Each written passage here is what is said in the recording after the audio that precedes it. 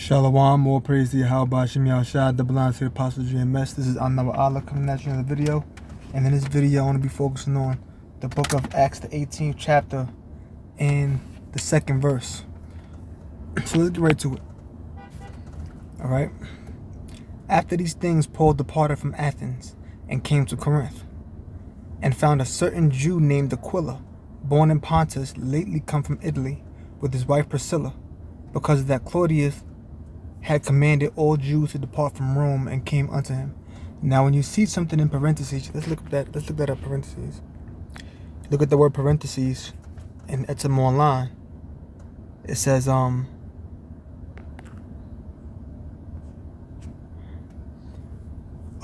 word clauses, 1540s, words, clauses, etc., inserted into a sentence but not grammatically connected to it, but explaining or qualifying a word.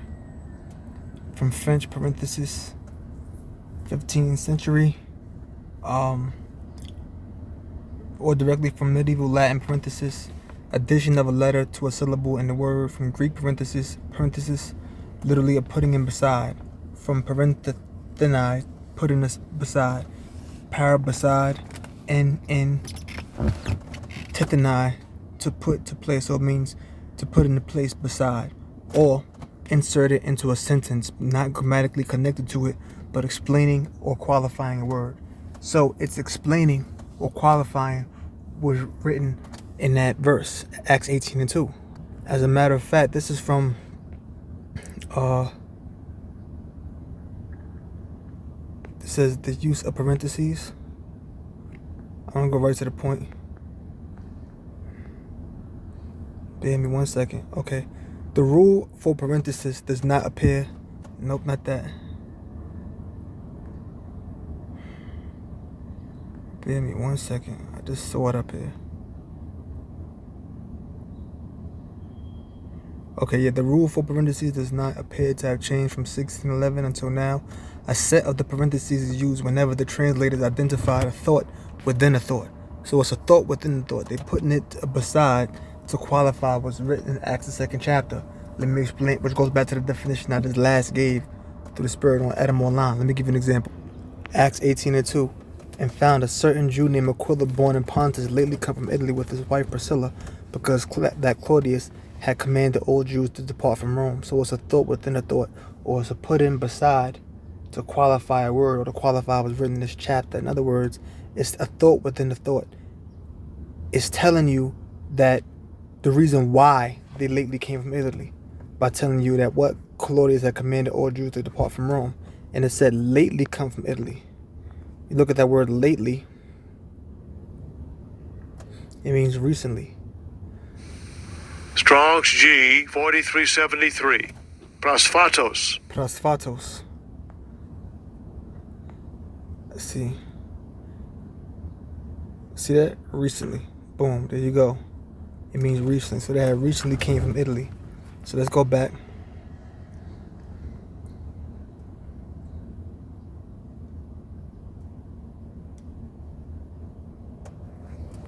So he's in Corinth and he found him. So let's get into this Claudius thing. Now this is from a website called Bible Odyssey. Priscilla and Aquila.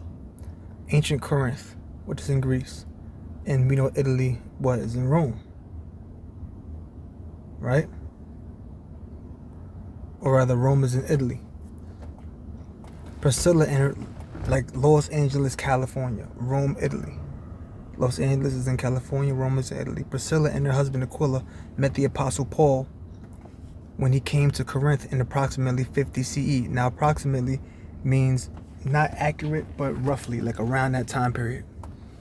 The three would prove to become steadfast friends, traveling companions. So in CE means common era, in other words, AD.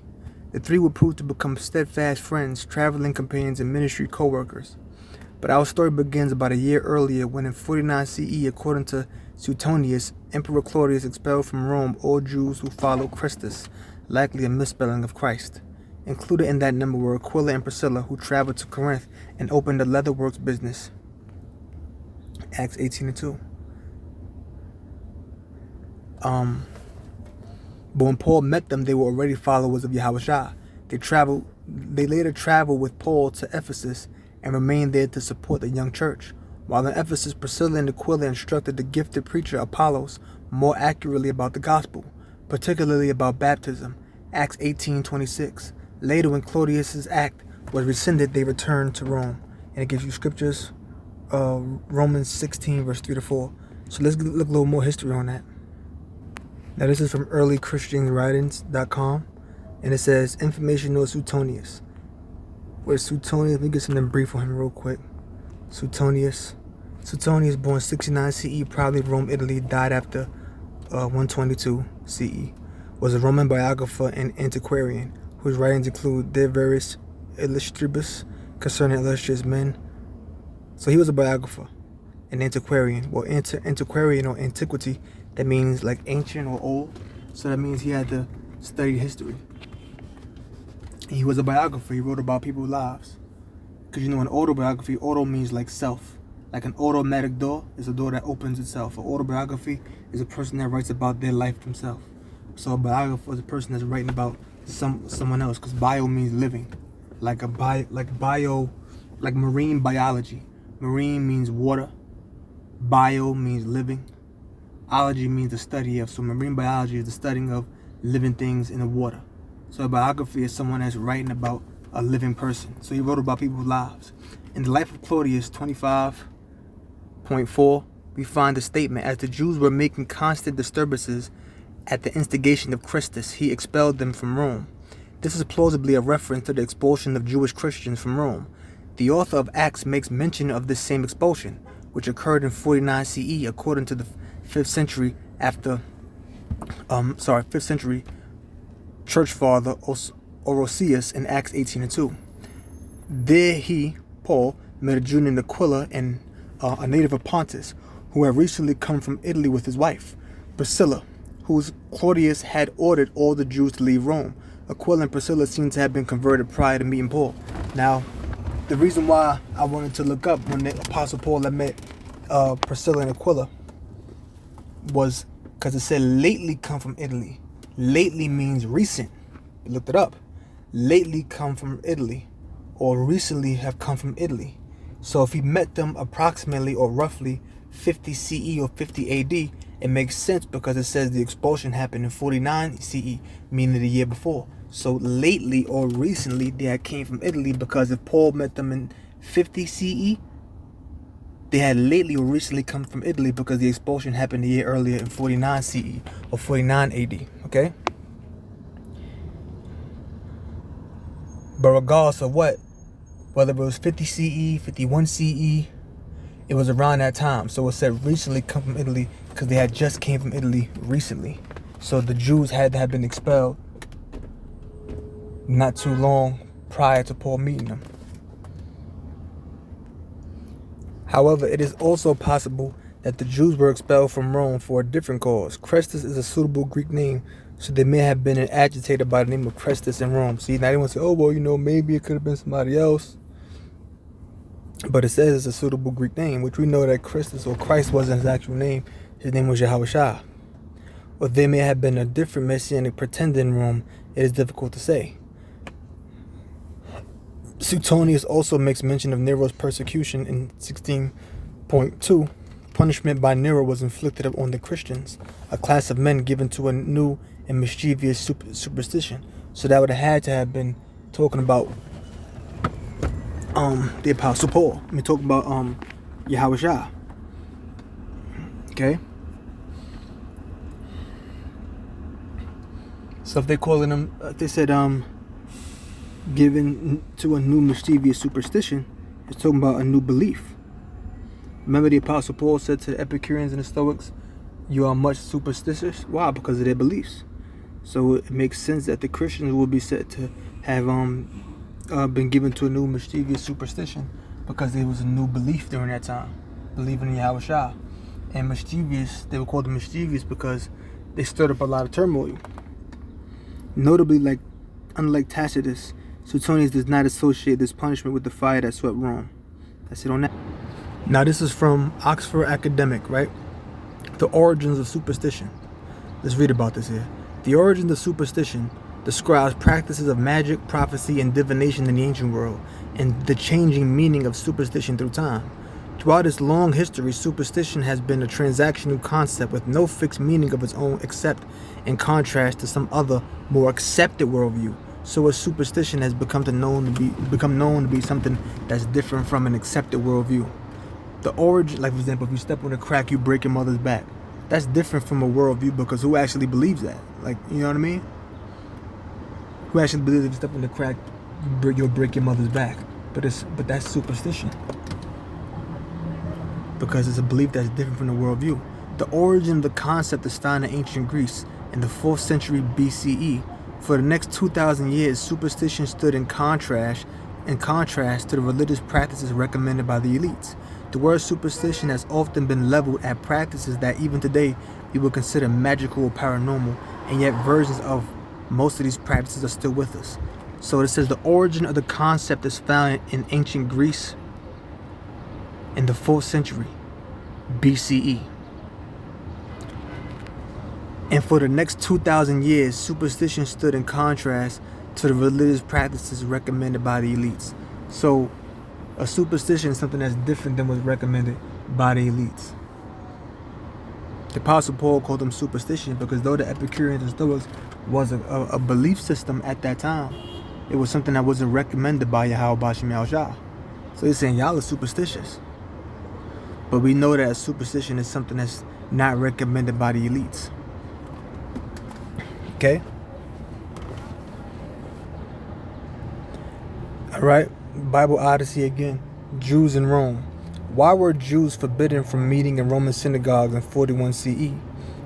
Head of the Roman Emperor Claudius. Why did Claudius prohibit Roman Jews from meeting in synagogues in 41 CE? First of all, it says Roman Jews, so you had Jews living in Rome. We know that from the ancient Roman historian Cassio Dio that the Emperor Claudius reigned from 41 to 54 CE, ordered the Jews not to hold meetings in Rome around 41 CE. And they give you the source here, in parentheses.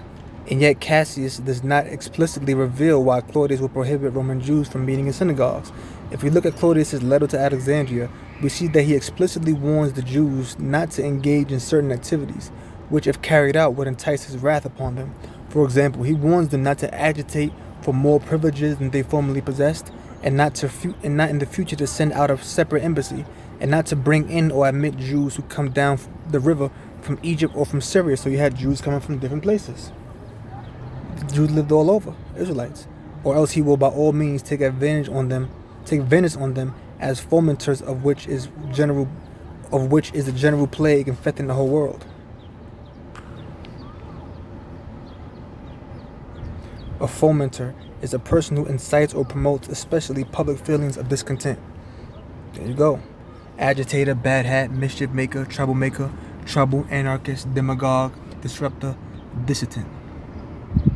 It seems plausible then that Claudius' ban on Jewish synagogue meetings was an attempt to restrict Jewish activity in general terms, with the intention of limiting any further religious or political disturbances. Many scholars contend that this ban failed to stifle Jewish activity in the manner envisioned by Claudius, leading him to expel the Jews from Rome later that decade. See?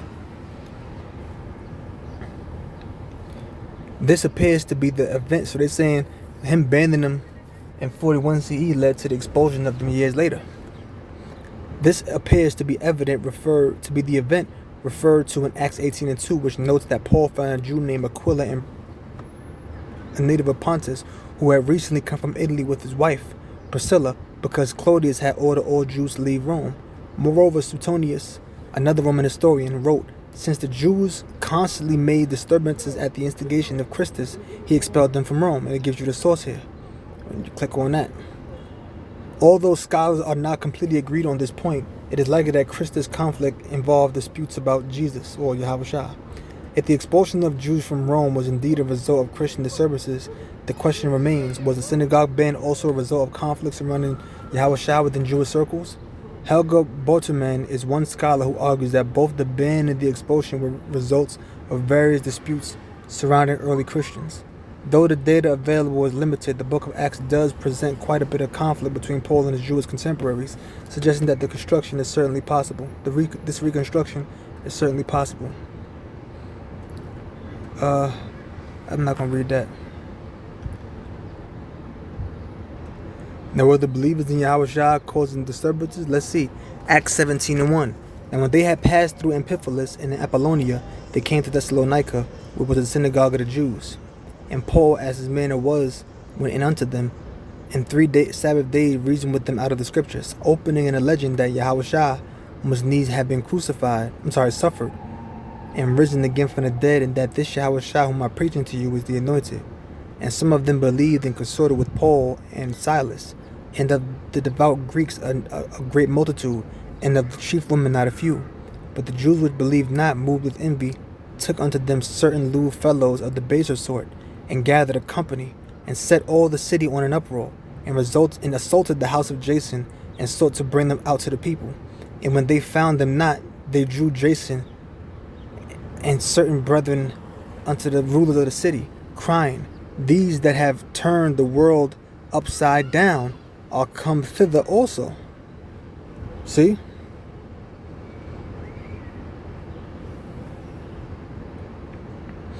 So what those Jews did that believed not, they were saying those that believed in Yahushua,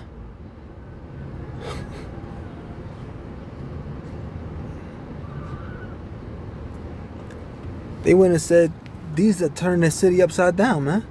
They turned the whole world upside down. Because it said, and some of them believed and consorted with Paul and Silas and of the devout Greeks, meaning Israelites, a great multitude, and of the chief women not a few. So you had women that believed too. But the Jews which believed not, moved with envy, took unto them certain lewd fellows of the baser sort, men, basically like low-level individuals, low people on low level morally, and gathered a company and set all the city on an uproar, and assaulted the house of Jason, and sought to bring them out to the people, all those people who believe. And when they found them not, they drew Jason and certain brethren unto the rulers of the city, crying, These that have turned the world upside down are come hither also. They come here also, whom Jason hath received. And these all do contrary to the decrees of Caesar, saying that there is another king, one Yahushua. And it said they turned the world upside down. The world, right? Got the word upside down. Strong's G 387. Anastatao. Anastatao. To stir up, excite, unsettle, to excite tumults and seditions in the state, to upset, unsettle minds by disseminating religious error. So they was causing riots, man. They had turned the world upside down. Remember, they, getting into debates with people, getting arrested. All these things was happening to the apostles. I'm going to have to stop it there, because there's like 3 more articles that I want to read, and that might take like another 10 minutes, and I don't want this video to be too long. So I'm going to cut this one short, and I'm going to come back with a part 2 to this video. That part 2 may be maybe 10 minutes. So with that, I'm going to close and say, oh, praise the Yahweh Shema Shah, double line, see Apostle GMS. I hope brother learned something. Shalom.